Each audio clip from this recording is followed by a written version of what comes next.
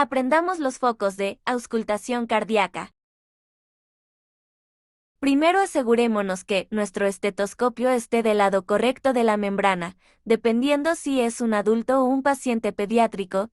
Cambiaremos el lado de la campana o membrana. Luego nos dirigiremos anatómicamente desde la clavícula hasta el segundo espacio intercostal línea parasternal izquierda para encontrar el foco pulmonar.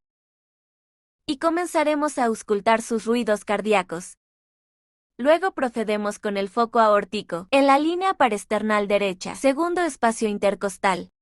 Pasamos al foco tricúspide, en el cuarto espacio intercostal, línea paraesternal izquierda. Y terminamos con el foco mitral, en el quinto espacio intercostal línea medioclavicular izquierda. Si te gustaría ver más videos así, sigue nuestra página Paramedic EMS. Paramedic EMS, salvamos tu vida.